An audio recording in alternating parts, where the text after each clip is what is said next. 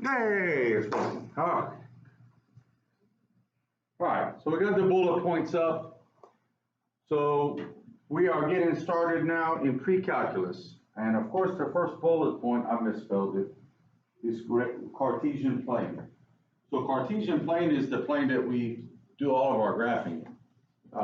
So when we go to make our graphs and do our plots and things like that, we typically plot,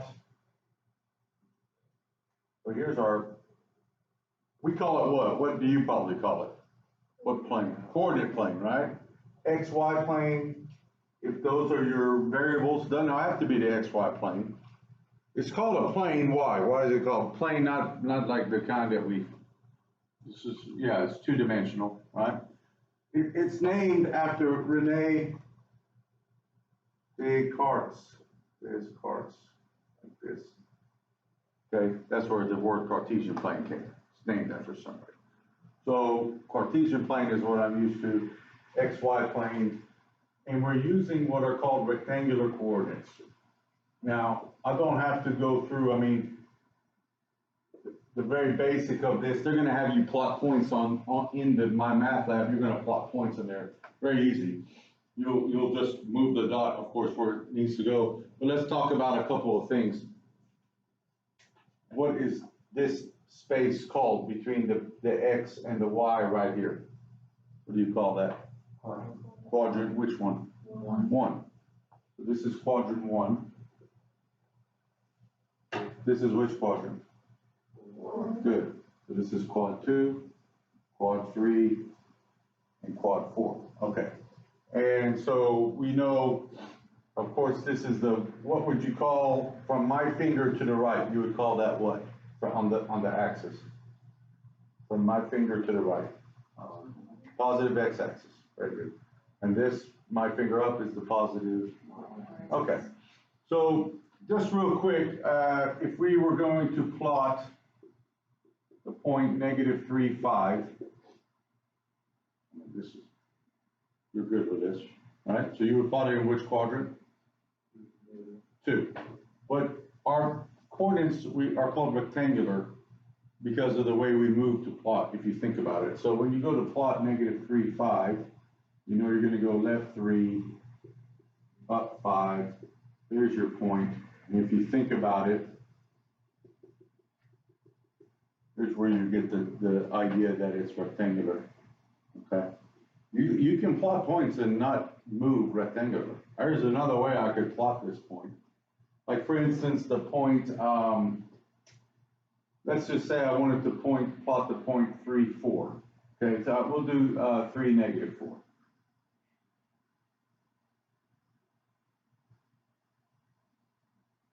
All right, so there's that point, point 3, -4. There's different ways to plot. The easiest way to plot it is to just know to go right 3, down 4. That's why we plot it the way we do. However, there's another way I could get to that location.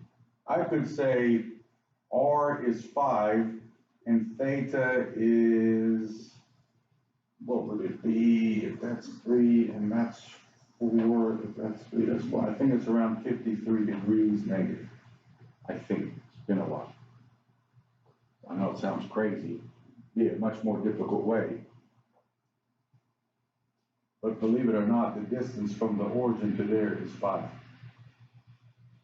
So one way to get to the easiest way is to go right 3, down 4, is what we do. A more complicated way would be to measure out 5 and rotate 53 degrees downward. It's still going to get you there, okay? So if I went 5, -53 degrees, I would get there. And those are a whole different type of coordinates. For plus 700 minus 700 bonus points, can you tell me what coordinate system I'm using there to plot this point if I do 5, -53? Assuming that that's what gets me right there. I'm not using a unit circle. Unit circle, yeah, it would be, but you're close. We're moving in a circular, it's a circular movement, right? I give you a hint. It's named after a bear that lives way up north. I guess they live way up north or way down south, depending on where they live. I don't know. Polar coordinates. It's called polar coordinates. A little bit more complicated, right? What's easier? This, where you got to go 5 units and then rotate 53 degrees to get to that point, or just go right and left, up and down, right? So rectangular are much easy. That's why we do rectangular for most everything we do, okay? But I just wanted to throw that out there because you're in the big time now, you're in the college class, so at least now you know polar coordinates. All right. Any questions about using what the Cartesian plane is and how to plot points? Everybody good with that? Simple, easy peasy? Okay.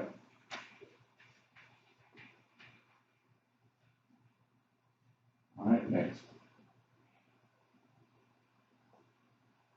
If I give you a function,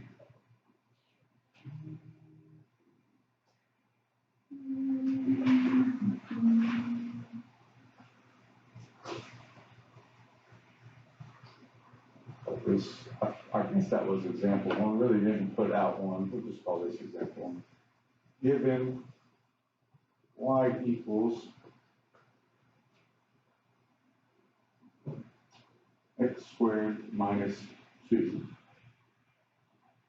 create a table of points using the given x values. And then after we do that, we're going to plot the graph. Okay. So what do you need? What do I need to give you? The x value. So we're going to use x is -3, -2, -1, 0, 1, 2, 3. All right. So what are you going to do with those x values in order to get points? Plug them into the function, okay? Now, the way I think is the easiest way to create a table is to use a t-chart.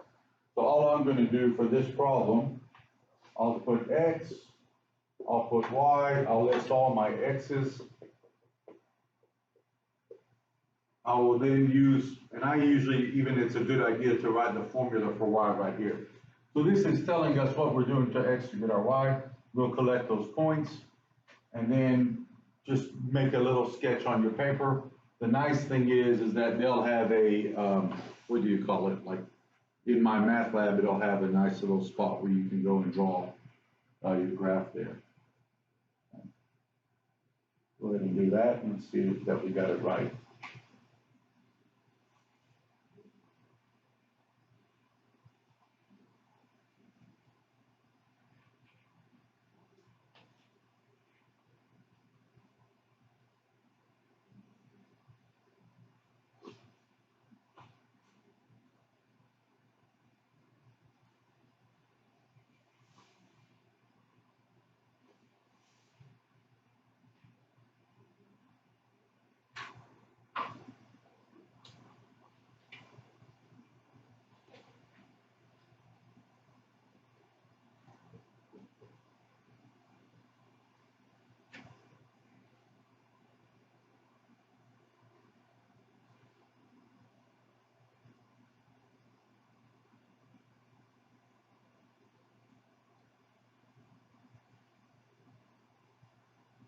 Avery's done. Or you got the picture, Avery? Or he plot the graph. What's a simple word for plotting the graph at this point? What is that? What's another word? What are those little games they had you do when you were a kid and you would have to work some problems and then you would mark a spot and then you would draw a line. Trying to say it without saying it. They give you a worksheet. Connect the dots. Right, the connect the dots little game. That's all you're doing now. You get the dots. I know. I'm just trying to be funny. Problem is, I can't tell when you're laughing because you're Bases are on.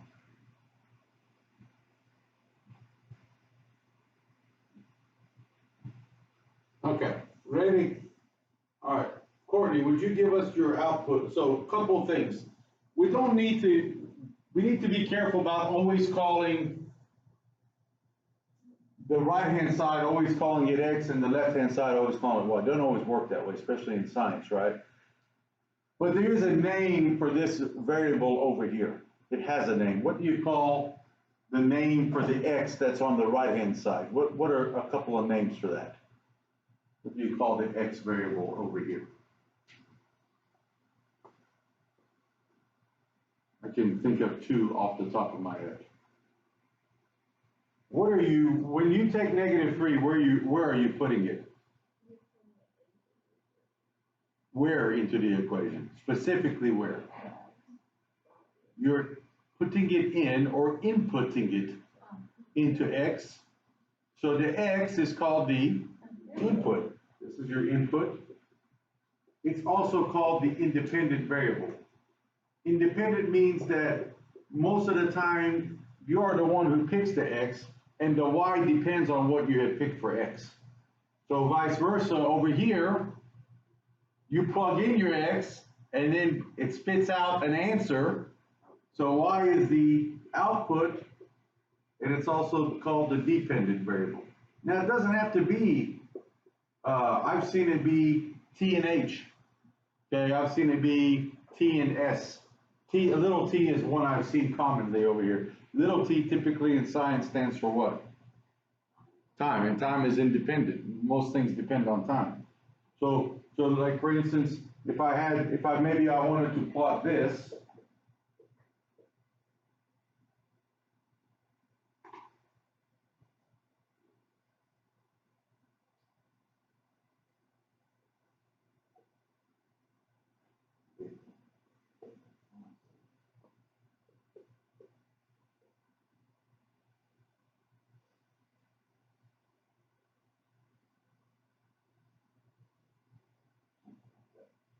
maybe something along these lines. I don't know. Maybe.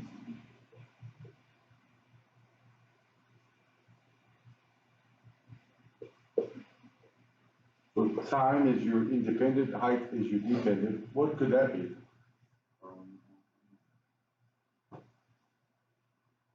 That's the height of that towel is this.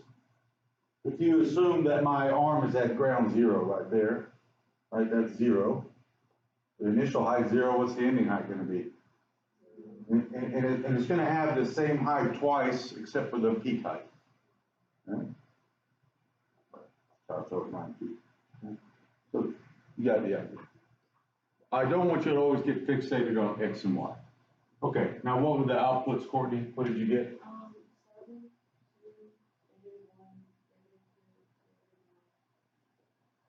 7, 2, 2 and 7. There you go. You can see that repetition. All right? So now if we plot this, now it's just, I think what they'll do, you'll be able to like, when you use the utility in My Math Lab, it'll actually have this icon here. They'll have a parabola icon and you pick it and you probably just pick a couple of points on it and you got it. And you'll have to fill out those charts, okay? All right, so then this is the easy part, right? -3, 7, -2, 2, -1, -1.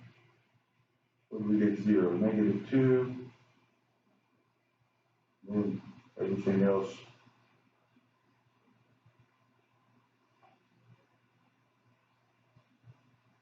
Okay, there you go. All right. Couple of questions. So now while we are here, can you see what the y-intercept is? Can you see the y-intercept? All right. What is the y-intercept? 0, -2. So we should give a point because it's a location. It's a point where the graph, of course, crosses the what? The y-axis. Are the x-intercepts easy to find? Okay, well then what are they since they're easy? Maybe 1.5 and 1. Close, but no cigar on that one. Cigar is bad anyways. But you're eyeballing, right? So there is a way to find it algebraically. You won't have anything that difficult. In the homework, you'll just look to see where it crosses on the graph. Jaden, is it? Jaden's saying, look, it looks like it's around 1.5, negative 1.5. She's close. She's off by about a tenth. They're off by about a tenth. So how do you find it? If we wanted to use algebra and we wanted to find it, Is that 1, 0? yeah, who said that? 5,000 bonus points minus 5,000. So you're exactly right. If you want to find the x-intercept, it's where the y-coordinate is 0. Because again, the x-intercept, and we'll write these out in a second, it's where the graph crosses the x. So we know that the y has to be 0 there. It's here and here, okay? So it's good that since we talked about square, it's good that we just do it anyways and find it. So we have the y-intercept down at -2, we got that. So how would you solve that? Yeah. Do a little bit more than that. So we talked about square root the other day in our lessons, right? And we said, when you put the square root symbol, your answer should always be what? When you put a square root on something.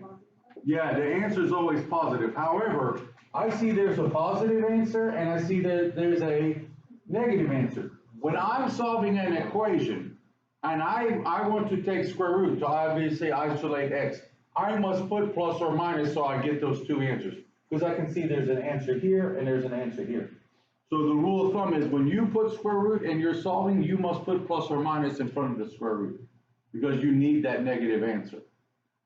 So I'll do square root of both sides, but I'll put a plus or minus there, and there you go.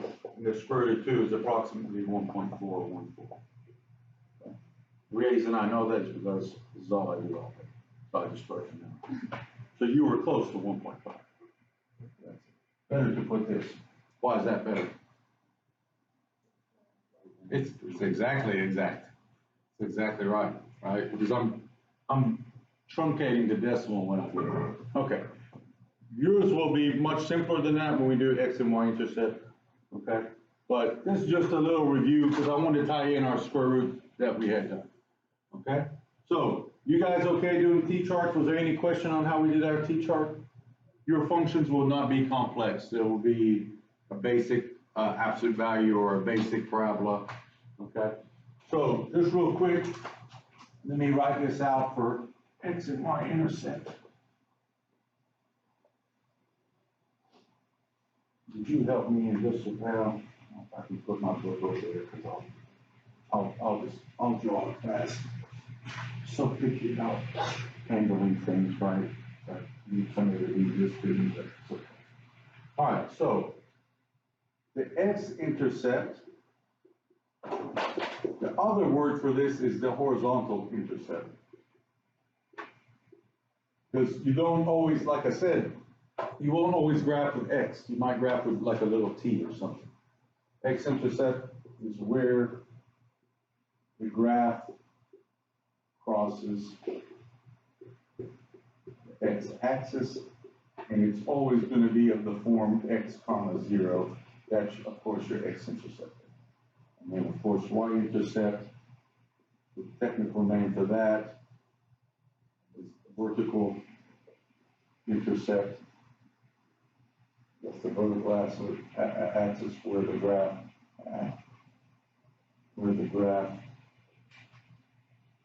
crosses the y-axis. Okay. So what I'm going to do, I'm going to draw a graph down here. See if you can see it okay.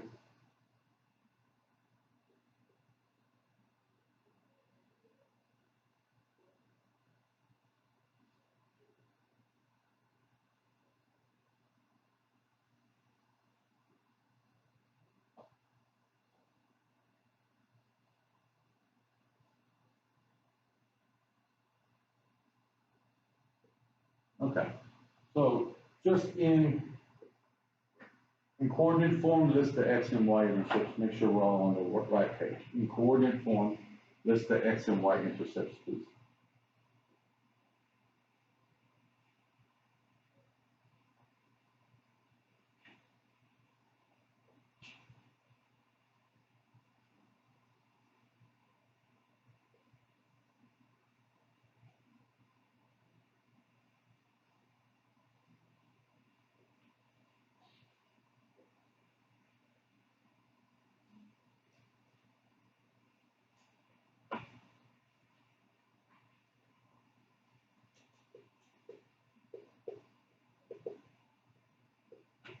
Okay, what do we have for the X-Intercept? -3, 0, Okay. 2, 0, Okay. and 5, 0. 5. Good. And what did you guys get for the Y-intercept? Everybody good with that? So they'll give you pictures, you just eyeball it, so you don't have to worry about solving, or doing the algebra, okay? So it's just kind of. Okay, I'm gonna give you a second, I need to erase and make a drawing here, and we're gonna kind of analyze this picture. All right, we'll talk about this picture that I'm about to draw, okay? Everybody good with this? Anybody still writing? Everybody good? Hannah, you good? Okay. All right, so I'll erase this. All right. So you're gonna get some, I just call these line graphs, so they're a bunch of line segments.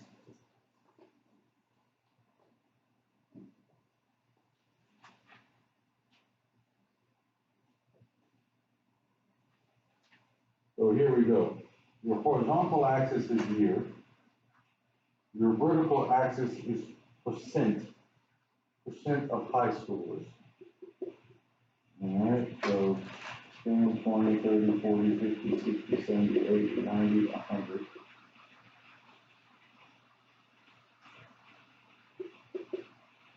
All right. This is 1990, 95, 2000, 05, 10, right, stops at 2014, I don't know.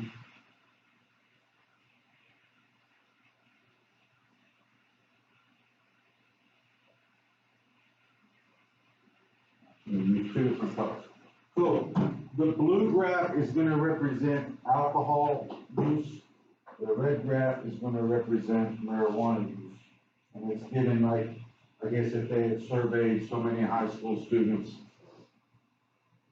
so 90, 80,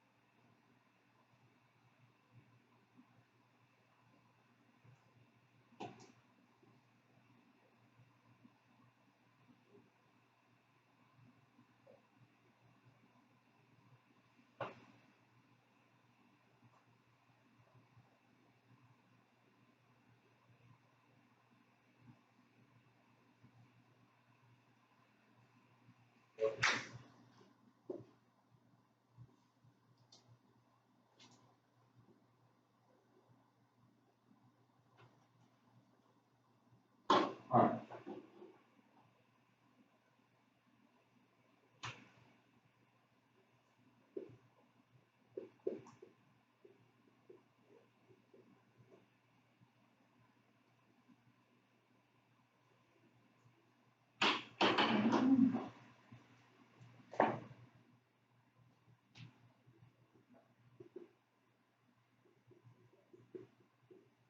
Okay, so the data in the graph, so you got the blue graph represents alcohol percentage of students that used, I guess that high schoolers are saying that they use alcohol. And this is now the N stands for number of years after 1990. You don't want to plug in the actual year, you want to plug in how many years it's been since 1990. So the formulas you have here, so N is number of years since 1990. So you actually have the graph to look at and you have the formulas, and they should coincide basically, okay? And then of course the orange graph there is the percentage of high schoolers that said that they've used marijuana since 1990. All right, this is the data that's collected. Okay, just say no, it's my advice, but we'll continue. All All right, so let's see. First question. Use the appropriate line graph to estimate the percentage of seniors who used marijuana in 2010. So I'll just put, if we use the line, so part A on this, what's the percentage? I guess these are high schools, so high schools that used M in 2010. What would you say? So you're gonna look at the picture, the line graph, and do the best you can there. And then you're gonna use the formula also to verify.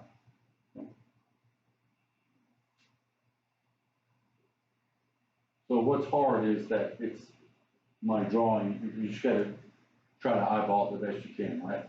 So what guesstimate would you say in the year 2010, would you say that you think, what percentage is it trying to represent there? You're gonna guess. Should be lower than that.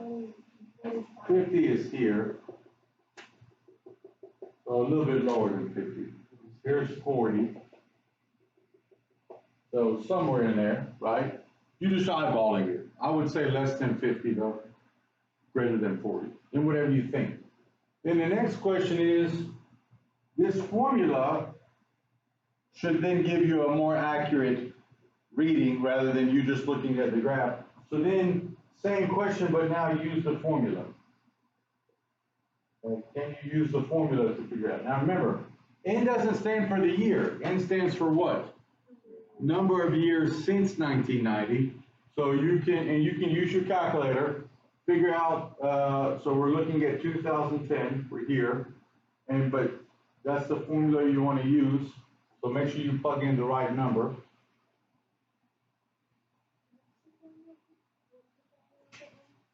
The one that's on the board.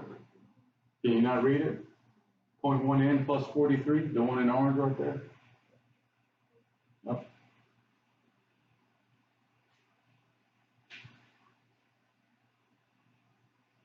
Can do it. Hopefully.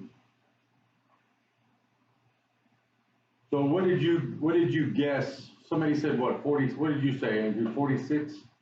What did you guess, 46? What did you guess? I guess.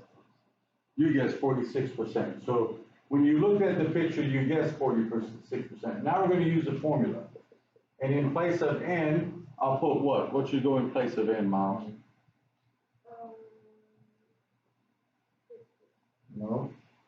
So how many years since 1990 is 2010?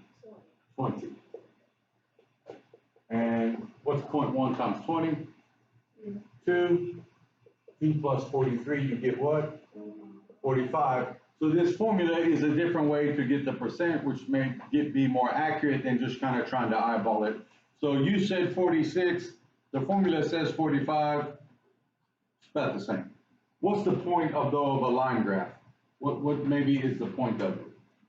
If the formula is more accurate, why just not always give the formula, why draw the line? I can look right now and say more kids are using alcohol than they are using marijuana, according to this, okay? And I can kind of get a guess at it. I can see what's the trend at least with alcohol. Gone down. You look like this, marijuana usage went up. So it's easier to get a quick, fast idea. Okay? Does that make sense? And then they could ask you different questions. So let me ask you maybe one more. Let's see.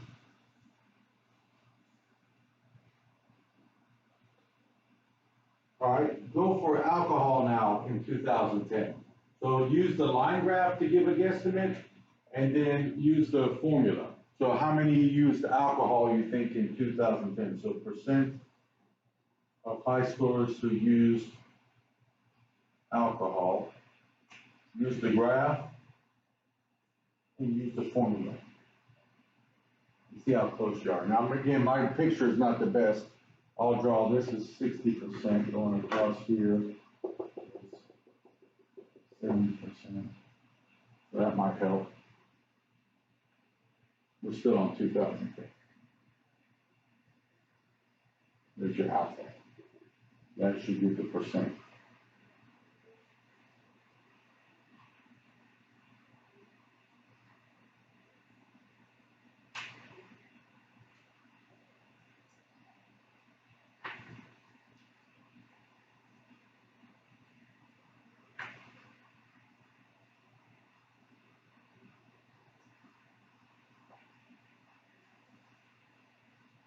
So you're hoping that your eyeball guesstimate and the formula guess are about the same, or the formula answer are about the same. What's the eyeball guesstimate on alcohol usage? 71, 70, a little bit bigger than 70, right? It's just a little bit above. But again, Mike just scratched by hand, and this is not perfect. So graph, we're gonna guess around 71%. Now you're gonna use the formula, and you're gonna plug in, what gets plugged in, what number? Well, it's still 20, because we're at 2010. So you're gonna plug in a 20.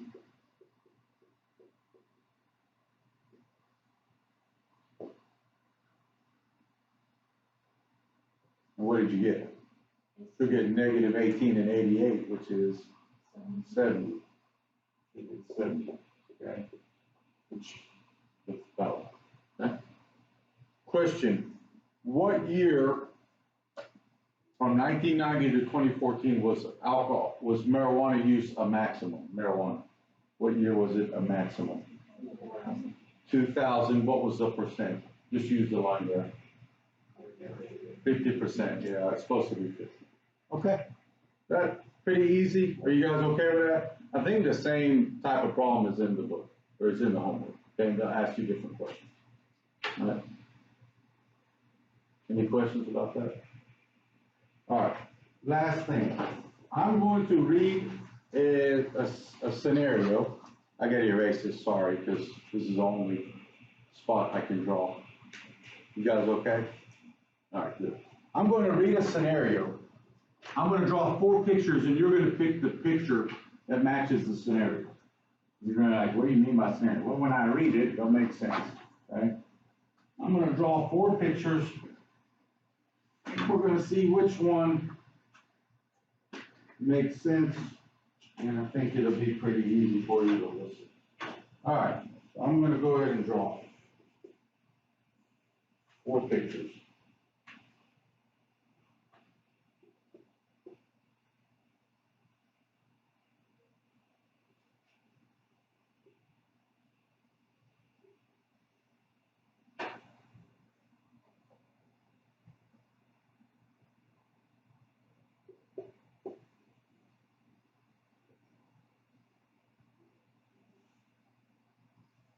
I think I call these common sense problems.